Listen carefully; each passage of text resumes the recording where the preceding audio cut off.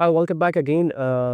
Chapter 10 हमने start किया हुआ है और हमने कॉनिक सेक्शंस की अंडरस्टैंडिंग के बाद ये जाना था कि प्लेन कर्व और पैरामेट्रिक इक्वेशन क्या है। सेशन का हम 10.3 पैरामेट्रिक इक्वेशंस एंड कैलकुलस के कॉन्सेप्ट को जानेंगे।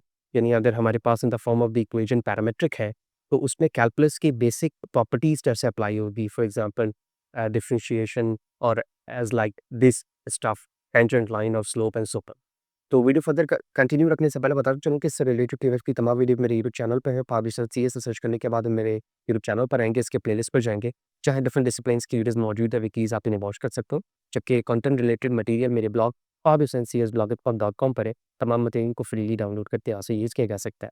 इस चैनल पर करने और चैनल को सब्सक्राइब नहीं किया है तो ज़रूर करें ताकि इसी तरह की चीज़ें बर तसल्ली के साथ सीखते हैं। So, from the starting of the calculus topic, we have a sound knowledge about slope क्या होता है और टेंजेंट क्या होता है। लेकिन सबसे पहले तो हमें ये समझना होगा कि parametric form of the equations के डेरिवेटिव्स होते किस तरह से।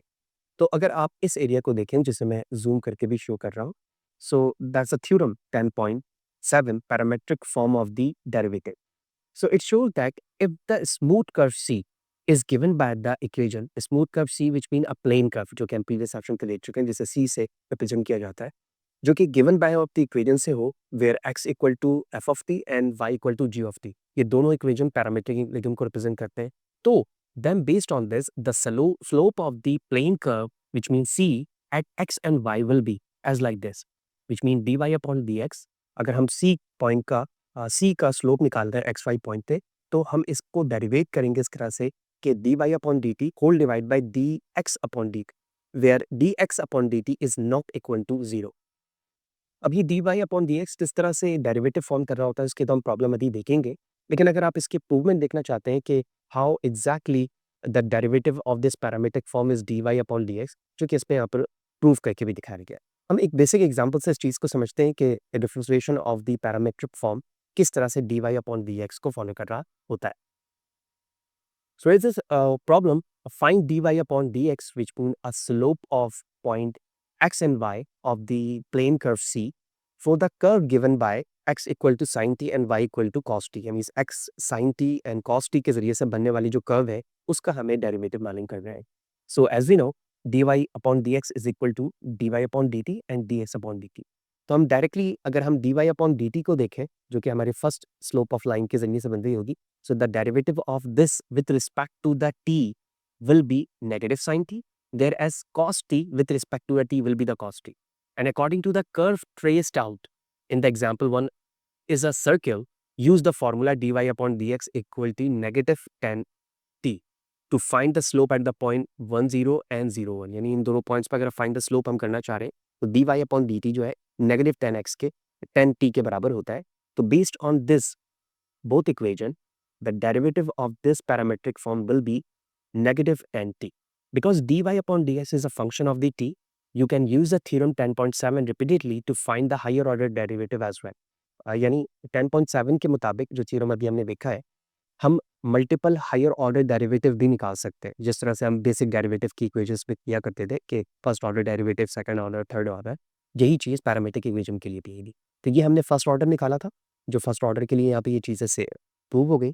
अब अगर हम इसी इक्वेशन के सेकंड ऑर्डर और थर्ड ऑर्डर को देखें तो D square Y upon D X square हो जाएगा सेकंड डेरिवेटिव के लिए। तो D upon D X multiply by D Y upon D X. So D upon D T separate करके D Y upon D X यहाँ पर आ गया, जबकि whole divide by D x upon D T हो जाएगा। ये हो गया सेकंड ऑर्डर डेरिवेटिव। और इसी चीज़ को अगर हम थर्ड के लिए करना चाहें तो जहाँ पर d Y upon D x single values के साथ था वो स्क्वायर के साथ आ जाएगा। And same logic for the fourth as the fourth and fifth के लिए भी सेम लॉजिक इसी तरह से चलेगी। होप यू अंडरस्टैंड कि डिफरेंशिएशन एंड पैरामेट्रिक फॉर्म क्या है और वो किस तरह से चल रहा था। अच्छा, जब हम आगे चलते हैं तो हमें स्लोप एंड कॉन्केविटी का कॉन्सेप्ट मिलता है। कॉन्केव एंड कॉन्वेक्स फंक्शन हम ये पढ़ चुके हैं, जिसमें हमें ये समझ में आता है कि किस पॉइंट के बाद स्लोप इंक्रीज कर रहा है या डिक्रीज कर रहा है। यानी फॉर एग्जांपल इस तरह से एक लाइन हो सकती है या इस तरह से लाइन हो सकती है, तो मैं कह सकता हूँ कि इस पॉइंट के बाद यहाँ से स्लोप की वैल्यू या तो बढ़ रही होगी या घट रही होगी। तो कॉन्केव भी हो सकता है और कॉन्वेक्स भी हो सकता है। तो इसी चीज़ को यहाँ पे कॉन्केविटी से रिप्रेजेंट किया गया है। तो for the curve given by this parametric form, the first equation and the second equation, ठीक है, इसके जरिए से कोई कर्व जनरेट हो रहा है जबकि t की वैल्यू जो है वो ग्रेटर देन इक्वल टू 0 होगी। अब हमें मालूम करना है find the slope and concavity eight the point 2 and 3। यानी x एंड y की वैल्यू 2 एंड 3 पे स्लोप क्या होगा इन दो पैरामीट्रिक इक्वेशन पर और कॉन्केविटी क्या होगी. Okay, the simple thing is that for the slope dy upon dx, जो भी हमने देखा है थ्योरम में, that is equal to this one. तो जब हमारी फर्स्ट इक्वेशन है x equal to under root t, तो जब हम उसे डेरिवेट करेंगे विद रिस्पेक्ट टू टू, क्योंकि हो जाएगा 1 अपॉन 2t यानी हाफ वी. जबकि सेकंड इक्वेशन 1 अपॉन के लिए यानी dx अपॉन dt के लिए जब सॉल्व किया जाएगा तो ये हो जाएगा half divide by t 1 upon 2. यानी सेम इक्वेशंस को जब आप dx को dt के रिस्पेक्ट से करेंगे तो ये इस इक्वेशन में हो जाएगा. हमने इक्वेशन को सॉल्व की तो वैल्यू आ गई t to power 3 upon t, and that is called a parametric form of the first derivative. Right now you can find the second derivative to be. ठीक है, सेम लॉजिक के साथ हम सेकंड डेरिवेटिव मालूम कर लेते हैं, और सेकंड डेरिवेटिव अभी हमने देखा ऊपर कि उसका फार्मूला क्या है. ठीक है, और उसी फार्मूले को मैं यहाँ पर यूज कर रहा हूँ. This is the second derivative, this one. Right, तो हमने डायरेक्टली सेकंड डेरिवेटिव का फार्मूला लिखा, उसमें वैल्यूज पुट कर दी. ये सेकंड डेरिवेटिव पे डायरेक्टली वैल्यूज आ गई, dx अपॉन dt की वैल्यू सॉल्व की और ये बराबर आ गया 3t के, and that is a parametric form of the second derivative. Now अब हमें कॉन्केविटी मालूम तो करना है, स्लोप भी मालूम करना है, लेकिन 2 और 3 पॉइंट है. तो अब x एंड y की वैल्यू 2 एंड 3 पे फॉलो करेंगे तो t की वैल्यू 4 हो जाएगी, and the slope is this one. यानी dy अपॉन dx को हमने डायरेक्टली 2 एंड 3 की वैल्यू डाली तो ये t की वैल्यू 4 आ गई, और 4 पर जब मैं अप्लाई करूंगा दिस वन, t की वैल्यू 4 हो गई, और 4 पर जब मैं अप्लाई करूंगा 3 upon 2 that is equal to 8. Moreover, when t equal to 4, the second derivative will be like this, 12, and that is greater than 0. And the question suggests here t always greater than equal to 0. So here it's proved that the value of the second derivative is 12, which is satisfied, it's greater than 0. And you can conclude that the graph is concave upward at 2 and 3 as shown in the figure. जब हमने ये कमाम solve कर लिया और इसी equation को जब हम प्लॉट फॉर्म पे लेकर आते हैं और जब इस पॉइंट पे पहुंचते हैं 2 एंड 3 पर, तो हम ये देखते हैं कि ये कॉन्केव जो उसमें कॉन्केविटी बनती है वो अपवर्ड बनती है. कैसे? देखो, अब मैं जूम करता हूँ इस ग्राफ को तो आप बेहतर तरीके से इस चीज़ को समझ सकोगे जो यहाँ पे नहीं चाहिए. Here it is.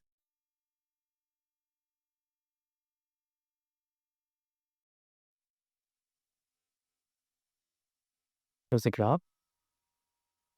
राइट, तो अगर आप इस चीज़ को देखो ना यहाँ पर, तो ये ग्राफ है हमारा और ये वो पॉइंट है 2 3 का, और इस पॉइंट से अगर आप देखो तो ये कॉन्केव लाइन बन रही है जो कि अपवर्ड है यानी ऊपर की तरफ है, और यहाँ t की वैल्यू 4 है और m की वैल्यू 8 है. तो m यहाँ पर ये वाला पॉइंट है जो मेंशन किया गया है दिस वन, और 4 हमारे पास t की वैल्यू है. तो इस बिहाफ पर ये हमारा ऑर्बिटल पैरामीट्रिक इक्वेशन था, और ये वो स्लोप लाइन है जो as a just tangent line यहाँ से पास हो रही है. ठीक है, ये टेंजेंट लाइन है जो स्काई कलर की है, जो इससे टच करते हुए गुजर रही है, और हमें यहाँ पर कॉन्केविटी फाइंड करनी है. So this graph is concave upward at 2 3 when t equal to 4. तो t की वैल्यू 4 पर हमें यहाँ पर कॉन्केविटी मिल गई जो हमारे प्रॉब्लम का सोल्यूशन देगा. Hope you understand the concept है. नाउ मूविंग अहेड, इसके बाद मजीद भी फर्दर क्वेश्चन है, जैसे a curve with 2 tangent line at point, यानी हमें कर्व में 2 टेंजेंट लाइन निकालना है किसी एक पॉइंट पर, वो किस तरह से प्लॉट हो रही है. ओके, सो द प्रोलेट, हमारे पास जो कॉन्सेप्ट है यहाँ पर, the shape is called a cycloid, prolate cycloid, that's given by forming these equation, okay, where x equal to 2t minus pi sin t, that's the first equation here, and the second one is a y equal to 2 minus pi cos t. That's the parametric form of the equation. And having this equation, we form this 10.32 graph. Now, firstly understand. So the crosses itself at the point 2 0. सो ये जो prolate cycloid थी, यानी एक shape था जो इन दो parameter के तरीके से बन रहा है, ये क्रॉस कर रहा है अपने आप को पॉइंट 2 0 एंड 2 पे, यानी x की वैल्यू 0 थी और y की वैल्यू 2 थी as shown in the figure.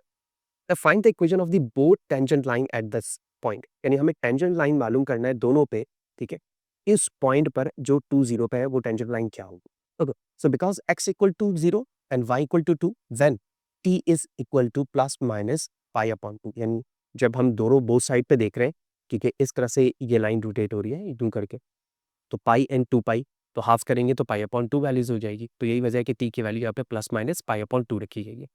अब जब हम डेरिवेटिव को यूज़ करते हैं, जो एज यूजुअल हमारे टॉपिक का पार्ट है d Y upon d s, हम तमाम वाली स्कूट की और डेरिवेट किए कि ये d Y upon D t पर पाई साइन टी बन गया और d x upon D t पर 2 माइनस पाई कॉस टी बन गया. Now you have dy upon dx negative pi upon 2, then the t equal to negative pi upon 2. There as dy upon dx is pi upon 2 then t equal to positive pi upon 2, यानी जब हम negative ले रहे हैं तो t की value negative है और dy upon dx pi upon 2 positive है जब t हमारा positive. So the two tangent lines at point 02 are this one. तो हमने क्या किया, ये जो फर्स्ट इक्वेशन थी y माइनस 2, इसमें हमने पाई की वैल्यूज पाई अपॉन 2 वैसे ही पुट की, जबकि कॉस टी की जगह एक्स वैल्यूज मिली हमने, ठीक है, कि जब हम टाई यहाँ पर टी की वैल्यूज क्या यूज कर रहे हैं नेगेटिव, और एक दफा टी की वैल्यू पॉजिटिव यूज कर रहे हैं। तो हमने एक दफा जब पॉजिटिव यूज किया, नेगेटिव यूज किया, तो ये वैल्यू आ गई नेगेटिव पाई अपॉन 2x, और इसी तरह से जब हम नेगेटिव पॉजिटिव पुट कर रहे हैं तो पॉजिटिव के साथ आ गई। अब हम सिंपली क्या कर सकते हैं, इसको डेरिवेट कर सकते हैं, और डेरिवेट करने के बाद हमें ये दो इक्वेशंस ये सेटिस्फाई कर लेगी कि इस दो इक्वेशन से बनने वाला जो प्लॉट होगा वो इस दोनों पॉइंट्स पे क्या कर रहा होगा, एक दूसरे को इंटरसेक्ट करता है। और यही चीज़ यहाँ पर बताई गई है, एक्चुअली ये पॉइंट ऑफ इंटरसेक्शन। अब इस ग्राफ को अगर आप अंडरस्टैंड करो तो यहाँ पर ये पॉइंट हमें मज़ीद समझ में आ जाता है। I'm going to zoom it now. Here it is.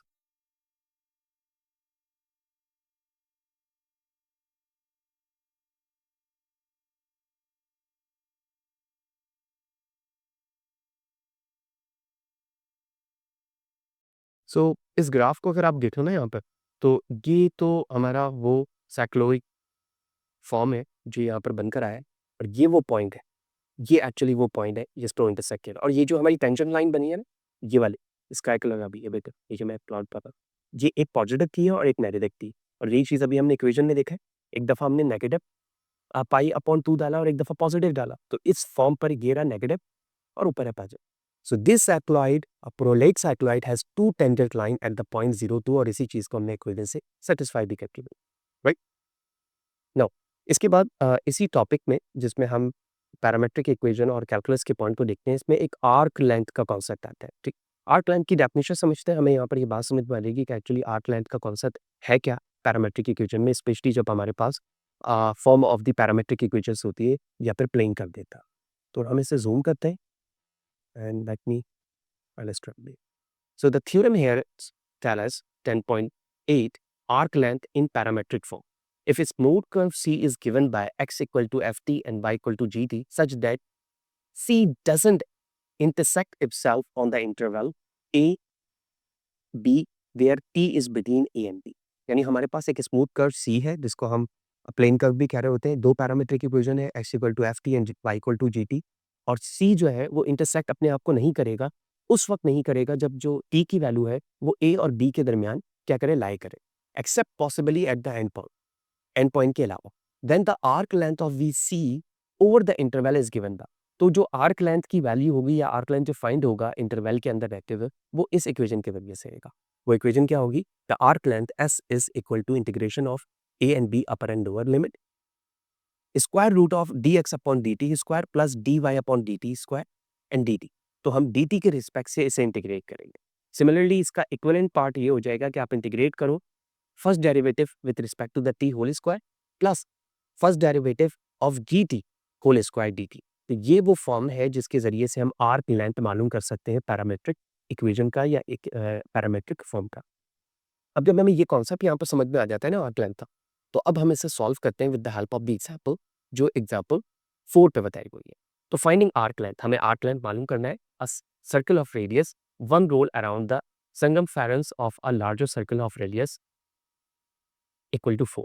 तो एक रोल है जिसका रेडियस 1 है और जिसके अराउंड ये सर्कमफेरेंस ऑफ लार्जर सर्कल बना रहा है, उसका रेडियस खुद का 4 है, as shown in the figure 10.33।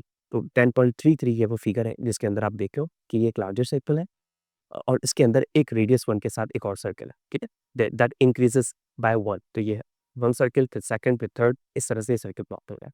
Now so other process is that the epic cycloid traced by a point on the circumference of the smaller circle is given by, तो जो smaller circle है जिसके जरिए से वो ट्रेस्ड हो रहा है, उस वो किस तरह से प्लॉट हो रहा है, वो इन दो पैरामीट्रिक इक्वेशन के जरिए से हो रहा है, the first one and the second one. So हमें क्या मालूम करना है, find the distance travel by the point at one complete trip around the larger circle, यानी लार्जर सर्कल के दरमियान वो एक कंप्लीट ट्रिप जो स्मॉलर सर्कल है वो लगाने में कितना डिस्टेंस ट्रेवल कर रहा है। Okay, now behalf of this, तो इसका मतलब ये हुआ कि हमें आर्क लेंथ की जरूरत पड़ रही है। तो having the concept of the theorem 10.a, note that the figure 10.3 that the curve has the sharp point at t equal to 0, यानी t इक्वल टू 0 पे एक शार्प पॉइंट बन रहा है और t equal to pi upon 2. तो between 2 point dx upon dt and dy upon dt are simultaneously zero. Okay, not simultaneously zero. So behalf of this concept, firstly you need to check the formula. The formula is that dy upon dx dt, यही चीज़ अभी हमने top पर देखा है क्योंकि हमें arc मालूम करना है। तो हमने यहाँ पर ये कॉन्सेप्ट देखा कि ये हमारे पास s का फॉर्मूला है d x upon D t का होल स्क्वायर और d Y upon D t. तो हमने दोनों इक्वेशंस यहाँ पर पुट की और with respect to the d t हमने उसका डेरिवेटिव मालूम किया और डेरिवेटिव मालूम करने के बाद जो कांस्टेंट वैल्यूज थी हमने उसको बाहर कर दिया। ठीक, 4 पहले कांस्टेंट थी, फिर मजीद वैल्यूज सिंप्लीफाई होकर बाहर निकली and that is a very basic concept जो इंटीग्रेशन में हम इस्तेमाल करते हैं। तो हम फ्रॉम द स्टार्टिंग ये चीज़ें पढ़ते हुए आ रहे हैं कि इंटीग्रेशन का रूल कैसे अप्लाई होता है और यहाँ पे कुछ ट्रिग्नोमेट्रिक फॉर्म्स आ गए, ये भी हम पढ़ चुके हैं, ट्रिग्नोमेट्रिक की प्लेलिस्ट सेपरेटली मौजूद है।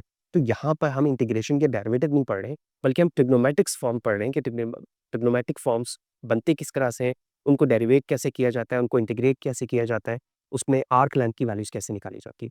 तो हमने तमाम वैल्यूज जब आइडेंटिफाई कर ली तो लास्ट में हमें 40 वैल्यूज मिली। So we can say that for the epic cycloid shown in the figure 10.33 and the arc length of 40 seems about right because the circumference of the circle is radius is 6 is 2 pi r, that is equal to 2 pi and that is approximately equal to 37.7, and here we can observe that that is a larger circle, okay, and that's a smaller one and that is a sharp that's a sharp edge जो point के साथ यहाँ पे indicate कर रहा है, जो इसके फॉर्म्स को बता रहा है कि ये किस तरह से एंटी क्लॉकवाइज रोटेट हो रहा है और ये एक पैरामेट्रिक इक्वेशंस की शेप को रिलेट कर रहा है और हमने आर्क लेंथ को यहाँ पर आइडेंटिफाई कर ली। Okay, so these all are the concept जो हमने आर्क लेंथ की एग्जांपल में भी देखी है। इसके बाद भी एक एग्जांपल है जिसको आप खुद से पढ़ के भी समझ सकते हैं। लास्ट टॉपिक है इसी टॉपिक का जिसमें हम area of surface of revolution देखते हैं। ठीक है, ये क्या चीज़ है इसको हम पहले थ्योरम से समझते हैं। सो अगर आप उस ऊपर वाली लाइन देखें जिसमें इन्होंने बताया कि you can use the formula for area of a surface of revolution in a rectangular form, that's a very important thing. जब हम रेक्टेंगुलर फॉर्म की बात करते हैं तो उसका मतलब ये होता है कि x plus y equal to something constant values. ठीक है, और जब इसी रेक्टेंगुलर फॉर्म को हम पोलर फॉर्म या कोऑर्डिनेट फॉर्म पे लेकर आते हैं तो वहां पर थीटा वैल्यू और आर वैल्यू आ जाती है। तो एक सिंपल फॉर्म को रेक्टेंगुलर फॉर्म कहा जा रहा होता है जिसमें एक्स एंड वाई एक्सेस होते हैं। To develop a formula for surface area in parametric form, तो इस रेक्टेंगुलर फॉर्म के जरिए से हम एक ऐसा एरिया ऑफ सरफेस रेवोल्यूशन मालूम करते हैं जिसके जरिए से सरफेस एरिया फाइंड किया जा सकेगा parametric form of the equation का। I am going to zoom it now first. Okay, अब इसे हम समझते हैं। देखो 10.9 में बताया गया कि area of the surface of revolution का ये थ्योरम है 10.9। If a smooth curve C is given by x equal to ft and y equal to gt doesn't cross itself on the interval a to b where the values of t is between a to b। ये तो बिल्कुल same definition है अभी तक जो हमने 10.8 के theorem में भी देखा था। Now then the area S of the surface revolution formed by the revolving C about the coordinate axis is given by the following। यानी वही जो एरिया होगा जिसको हम रेवोल्यूशन कह रहे हैं वो फॉर्म करेगा उस C के अराउंड में, उस सी यानी स्मूथ कर्व के अराउंड पे, जबकि उसकी कोऑर्डिनेट एक्सिस की जो वैल्यूज होगी वो ये होगी। अब वो कोऑर्डिनेट एक्सिस की वैल्यूज किस तरह से हो सकती है, यानी एक एक्स एक्सिस के लिए हो सकता है और एक वाई एक्सिस के लिए हो सकता है जो उसके दौरान अराउंड जो है वो रेवोल्यूट करेगा। तो फर्स्ट हमारे पास इक्वेशन है x equal to 2 pi integration g t and the same form, ये तो बिल्कुल सेम फॉर्म है जो अभी हमने प्रीवियस देखा।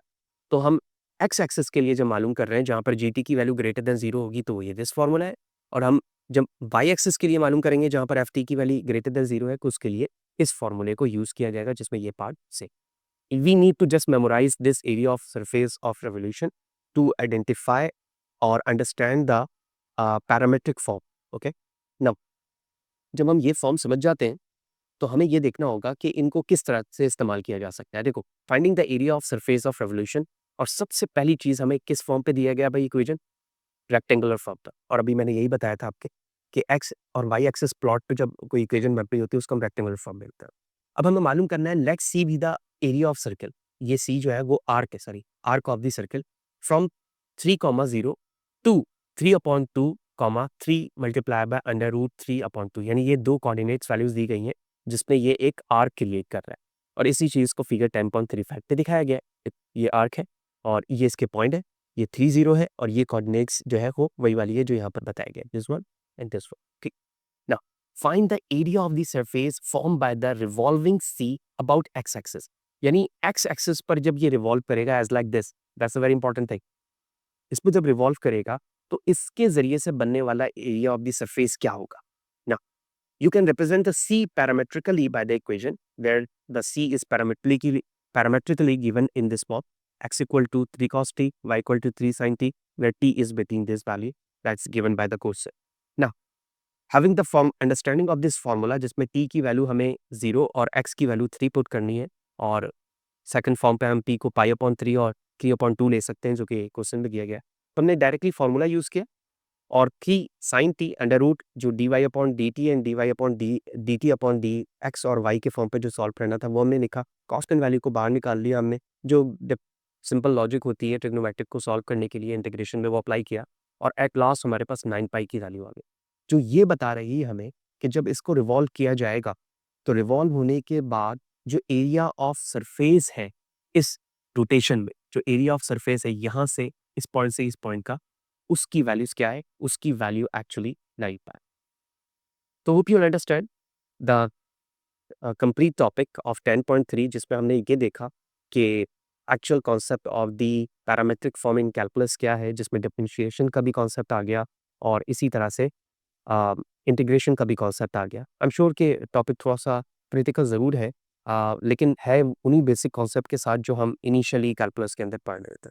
इसी तरह से जुड़े रहें, लेकिन अगर इससे भी रिलेटेड कोई सवाल है या कोई कॉन्सेप्ट अगर समझ में ना आया हो तो मुझे ज़रूर बताएं। नेक्स्ट सेशन पे जाएंगे तो हम 10.4 यानी polar coordinates and polar graph को डिस्कस कर रहे होंगे। वीडियो अच्छी लगी तो लाइक करें, ज़्यादा लोगों को शेयर करें और सब्सक्रिप्शन बहुत ज़रूरी है। तो यही मेरी मोटिवेशन है कि मैं आपकी रिक्वायरमेंट के मुताबिक काम करता रहूँ और इसकी अंडरस्टैंडिंग पर हम मैथ्स बिहाइंड एआई, स्पेशली अगर आप machine learning, deep learning, computer vision और इस तरह की चीज़ें पे काम कर रहे हैं तो एक स्ट्रॉन्ग अंडरस्टैंडिंग ऑफ मैथमेटिक्स बहुत ज़रूरी है। ये चीज़ें आप सीखते रहेंगे। नेक्स्ट सेशन में मिलते हैं। सी यू देयर।